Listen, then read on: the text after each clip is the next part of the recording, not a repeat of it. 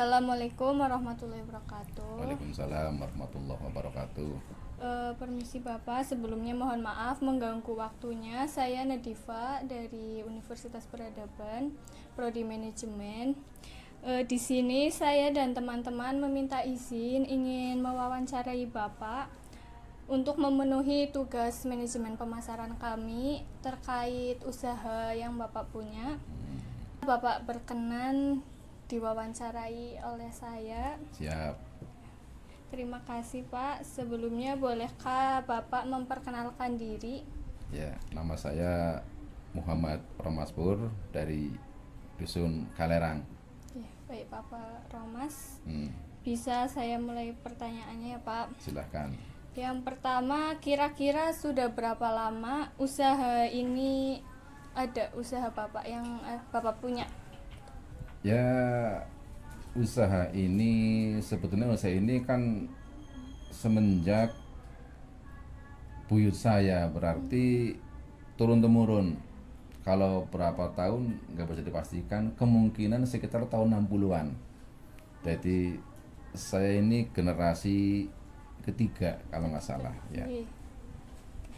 Di dalam suatu usaha kan tentunya ada masalah atau kendala ya Pak.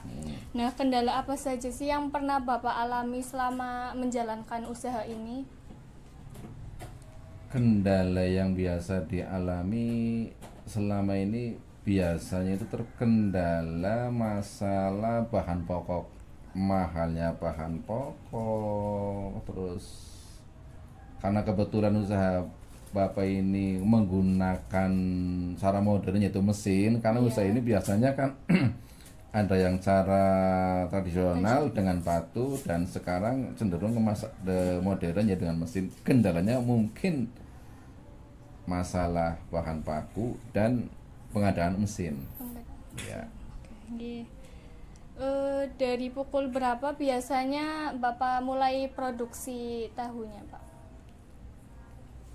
Karena membuat tahu ini proses awalnya biasanya kan kedelai yang masih apa berarti kayak masih apa ya Mbak ya berarti kedelai masih sih berutuh, masih iya berbentuk. karena masih kedelai, kemudian berarti bahasa Indonesia apa berarti tikung Ya, direndam dalam air selama katakanlah kurang lebih sekitar 4 jam lah, mulai dari jam 1 sampai jam 4 katakanlah. Kemudian apa ditiriskan apa bahasa ditintas berarti apa? Ditiriskan terus udah mulai diproduksi dengan cara digiling dengan mesin. Iya.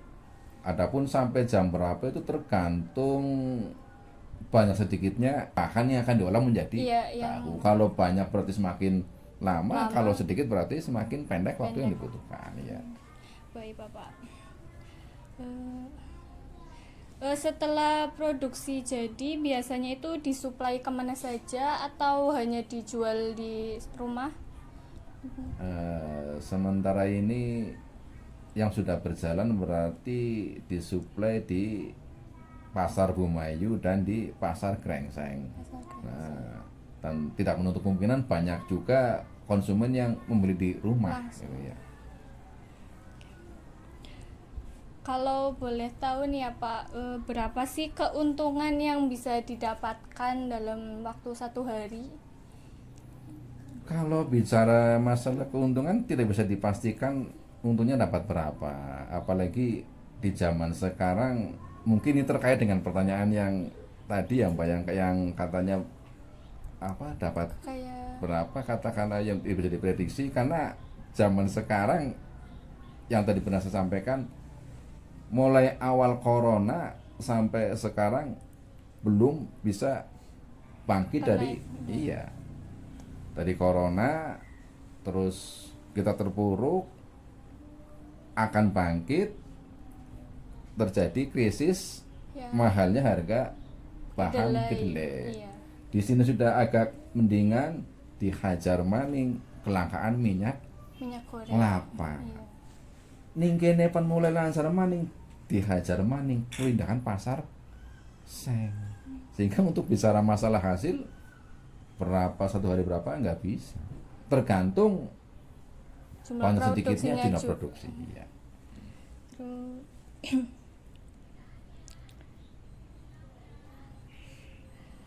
apakah Bapak pernah memikirkan cara agar usaha ini tuh berkembang kayak lebih luas gitu Pak? Berkembang lebih luas. Mungkin kayak ada cabang atau bagaimana? Ya, sementara ini belum sampai ke situ ya Mbak, karena untuk bisa berjalan aja sudah luar biasa. Udah alhamdulillah, boro-boro mikir sing mana-mana katakanlah kayak gitu. Ya. Sementara dijalani dulu lah untuk bangkit dari keterpurukan ya sudah luar biasa gitu.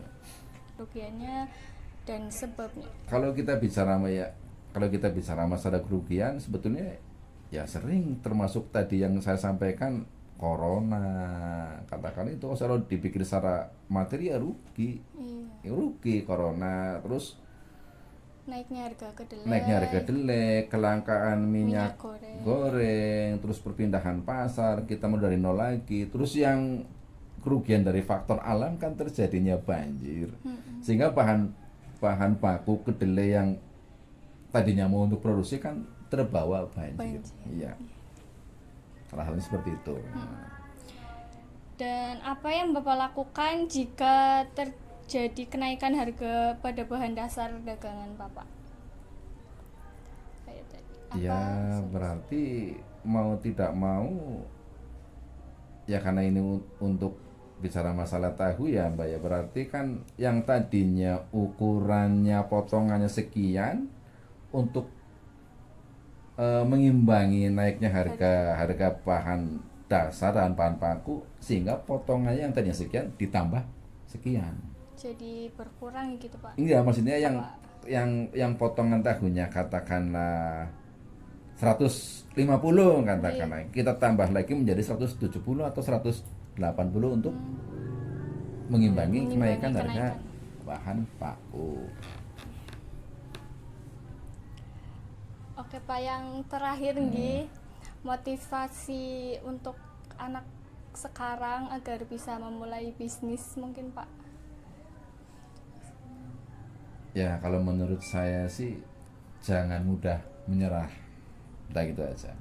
Jangan mudah menyerah. Ya. Baik Pak, sekiranya itu saja yang bisa saya tanyakan. Terima kasih sudah meluangkan waktunya nih Pak, dan mohon maaf apabila ada salah-salah kata. Semoga usaha Bapak semakin lancar dan sukses selalu. Amin. Terima kasih ya Pak. Assalamualaikum warahmatullahi wabarakatuh. Waalaikumsalam warahmatullahi wabarakatuh.